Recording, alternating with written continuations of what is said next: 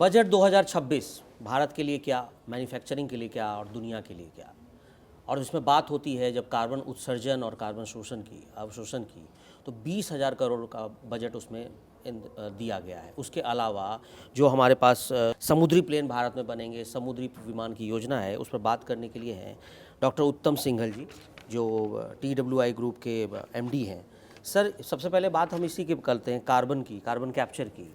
इस बजट में carbon capture के लिए 20,000 करोड़ का बजट रखा गया। इससे आपको क्या लगता है, फ्यूचर क्या है इसका?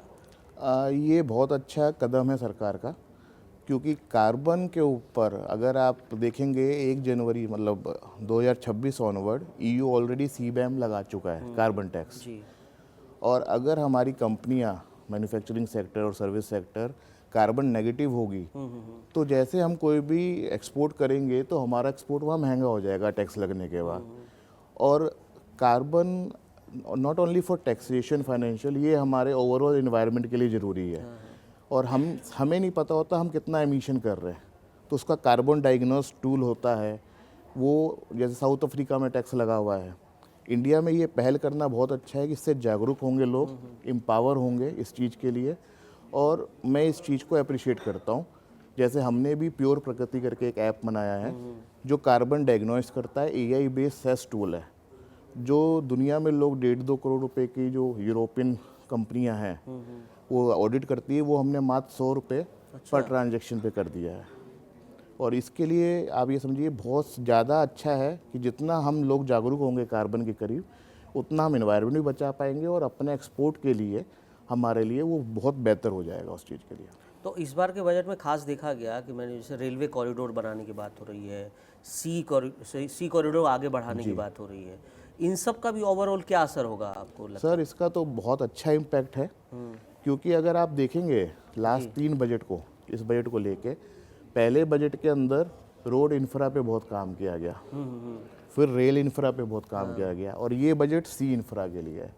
क्योंकि जितना सी रूट बनेगा उतना लॉजिस्टिक कॉस्ट कम होगी, क्योंकि पानी के भाव से हम आराम से कहीं भी पहुंच सकते हैं, उसका लागत बहुत कम है, मतलब जो रनिंग कॉस्ट है, ऑपरेशन कॉस्ट, वो बहुत कम आती है। पॉल्यूशन भी होता होगा इसमें? पोल्यूशन होता है अगर हम जो पुराना तरीका है यूज़ करें, पर अगर हम नए ग्रीन फ्यूल यूज़ करेंगे तो पोल्यूशन कम होगा उससे।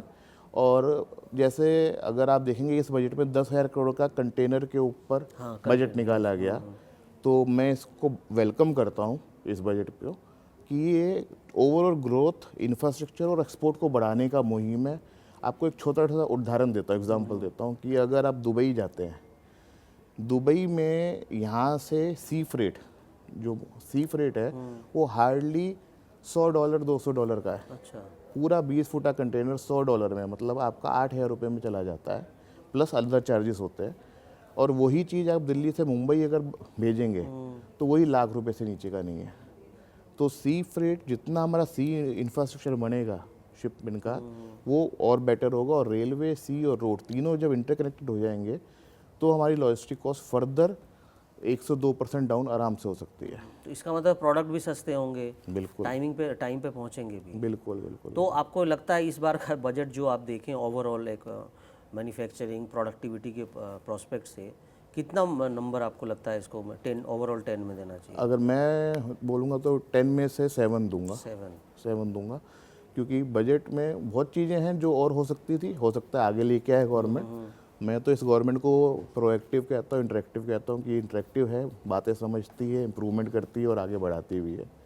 तो 7 नंबर तो मैं देना चाहूँगा। और आपको क्या लगता है इस बजट में क्या कुछ चीज़ें रह गई, या हम आगे उम्मीद लगा सकते हैं कि इसमें सुधार होना चाहिए था, कुछ चीज़ें छूट गई हो? अब जैसे पूरी दुनिया जो है, अगर आप देखेंगे, जैसे carbon free, pollution, environment, sustainability की तरफ जा रही है, तो सस्टेनेबिलिटी के ऊपर एक बहुत बड़ा फैक्टर है। जैसे लास्ट टाइम इलेक्ट्रिकल व्हीकल्स के ऊपर फेम सब्सिडी आया था, सपोर्ट मिला था।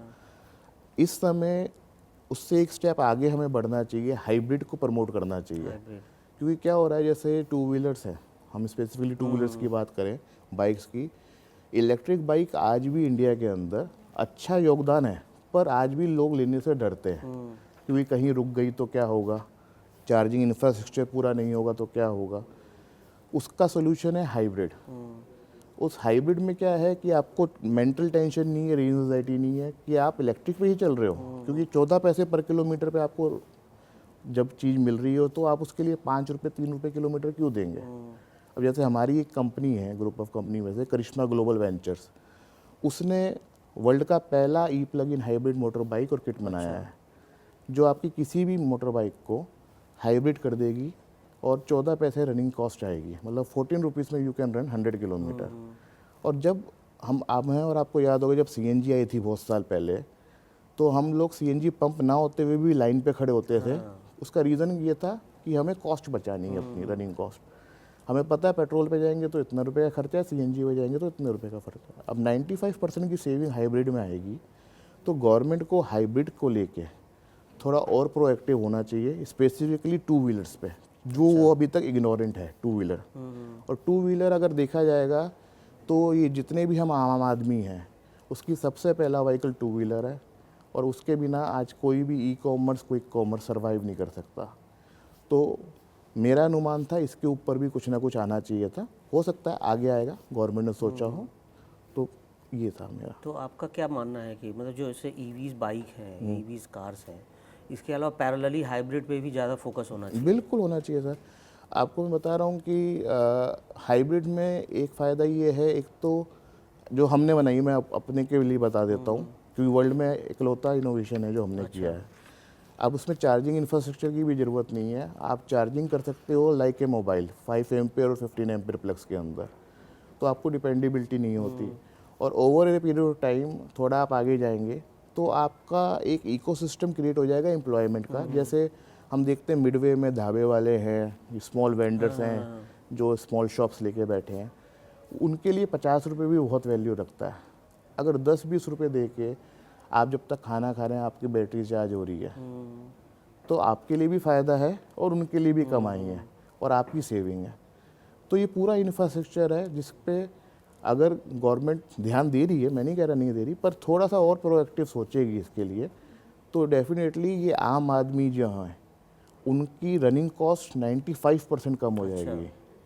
और दूसरा, उस किट की कॉस्ट 1 साल में रिकवर हो जाएगी, और आपकी वही पुरानी 15 साल चलने वाली बाइक, जिसको आप पहाड़ों पे भी आराम से ले जा सकते हो, हाईवे पे भी ले जा सकते हो, आप उस पर ही इंजॉय करोगे अपनी राइड को। मतलब सेफ्टी भी रहेगी, इकोनॉमी भी रहेगी, without compromising your speed and time. Thank you so much sir, आपसे बात कर आज कैसे हाइब्रिड टेक्नोलॉजी के बारे में उन्होंने नई बातें की और भारत कैसे हाइब्रिड होकर आगे बढ़ सकता है, इस पर भी सर ने बात की। सर आपसे चर्चा आगे भी हम ऐसे ही जारी रखेंगे। कड़क देख रहिए चैनल और सब्सक्राइब कीजिए। Thank you so much.